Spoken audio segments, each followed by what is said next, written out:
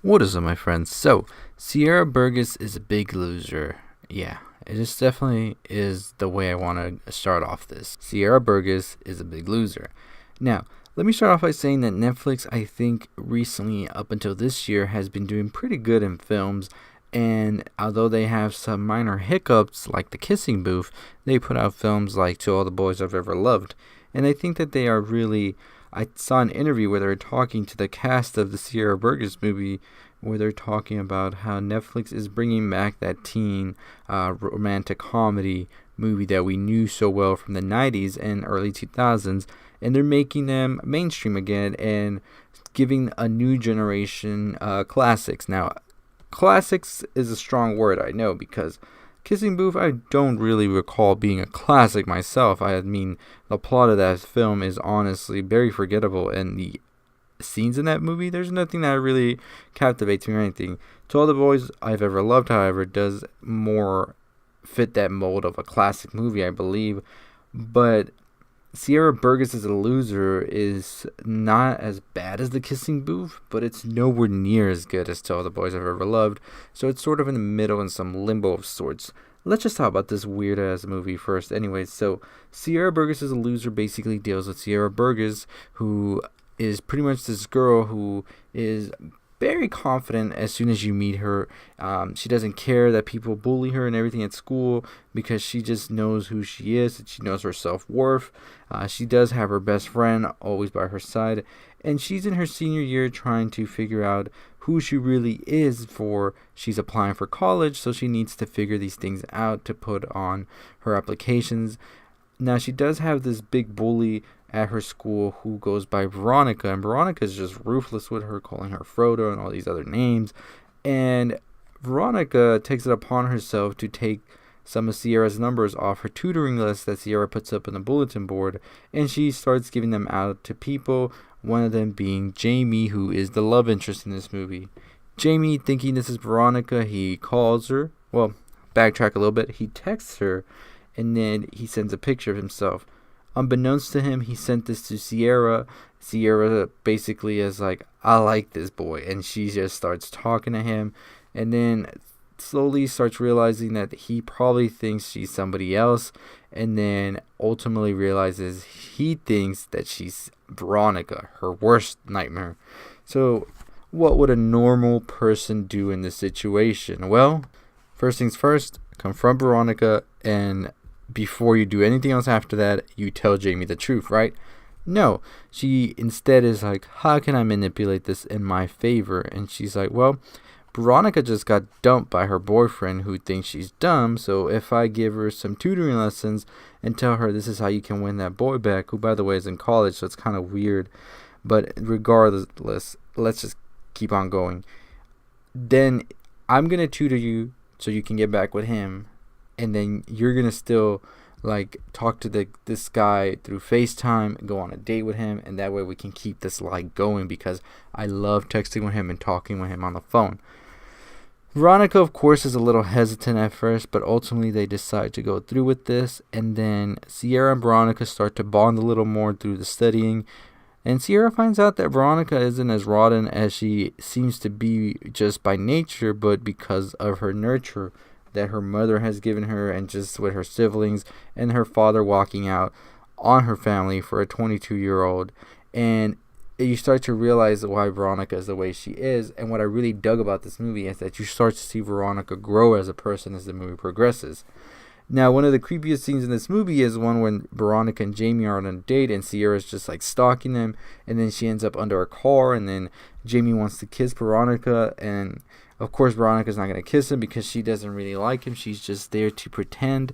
So she tells him to close his eyes. She covers his eyes. Sierra pops up and she kisses Jamie, and Jamie thinks this is Veronica, and I thought, holy fuck, consent, where are you? And it's not one of the it's pretty much one of the cringiest because they try to play it off as some romantic gesture that's going on, but Jamie is literally thinking he's kissing Veronica, but he's kissing totally somebody different. Imagine that happened to you. Yeah, I'd be fucking pissed as well. But regardless of the point, the movie continues, and then Sierra gets pretty upset one day when she sees that Veronica and Jamie are kissing, but this is because Jamie initiated the kiss. And Sierra just goes off into a total blind rage. Doesn't even talk to Veronica about what happened or anything like that. So what she does is, the night before, Veronica had been dumped by Spencer. She told Sierra all about it, that he DM'd her. And what does Sierra do? She takes his DMs, she screenshots them, and posts them on Veronica's Instagram, where she has like 20,000 people following her from school. And then somebody from school, actually at the big game where Jamie, Veronica, and Sierra are at, posts this on the billboard or whatever, the scoreboard, whatever you want to call it, totally humiliating Veronica in the process.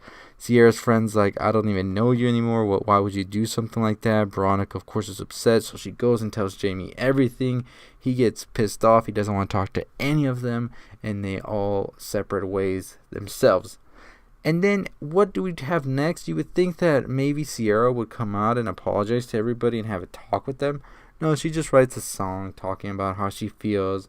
She confronts her parents about her, them being the fault of the way how she looks and all this. And then, like nothing, Veronica forgives her. Veronica talks to Jamie for her, and then Jamie forgives her, takes her to homecoming, and all is well with the world. And the end. That's it. There's nothing that happens where we see Sierra go through a struggle of trying to get these people back on her side, besides the song that she writes that, by the way, I don't even know where to start with this movie now. So when I heard about this movie, I thought it was pretty interesting that they were trying to romanticize Catfish, because Catfish was that movie that came out that just looked fake as hell as soon as you saw the trailers and you saw the movie. And I think this movie was made for the people that still don't want to accept that that's fake as hell. But on the other hand, I think that this movie could have went somewhere. And I think that the problem with this movie was that Sierra as a character was somebody that, in my opinion, and I've seen many other people put this opinion out there, is somebody you do not give a fuck about. Instead, you're over here looking at what Veronica's doing, and you love seeing her character develop, overcome her obstacles, insecurities, and just pretty much at the end confront her family for what's going on and tell them how they can all move forward. I think that was the most interesting part of this movie. Everything else was just fuckery on fuckery that doesn't make any sense and just leaves you with a bad taste in your mouth by the end of it. Now, they have been calling out this movie for different jokes and whatnot that people have been saying is homophobic, transphobic, and I can see all of that, and I'm just thinking to myself, damn, they really dropped the ball on this movie. And I think that if they really would have sat down, gone over everything, and really pictured this happening out in their head, they could have been like, let's change this, because honestly, that doesn't make any sense and people are gonna be fucking pissed. Another scene in this movie that was really cringy is one when Sierra meets up with Jamie in real life. This is before Jamie knows anything, and so she doesn't want to talk because he's gonna recognize her voice, of course. So she starts doing some sign language, and it's apparent she doesn't know how to sign. And then Jamie's like, cool, my brother is also deaf. And you would think that she'd be like, oh, let's get out of the situation. No, she continues on with it, even though the kid looks pretty happy to be meeting somebody else who's deaf, and he tells her something, and then all she does in response is a fist bump. And you're just thinking, damn, honestly, how could this Jamie even forgive that at the end of the movie?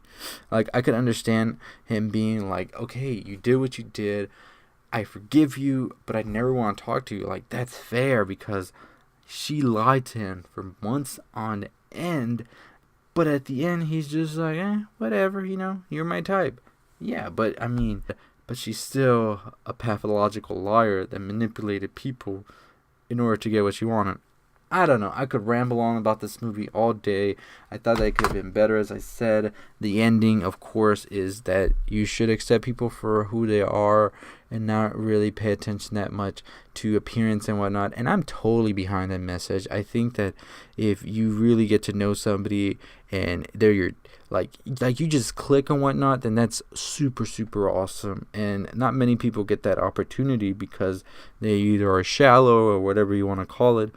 But I think that this movie went in a different direction and never really had that addressed. And any way whatsoever. I mean, I think that Jamie would have been better off with somebody like Veronica, who grew and she had all these different like changes happen, and we see it happen and flourish, and we see her be a completely different person by the end of the movie, and it totally makes sense.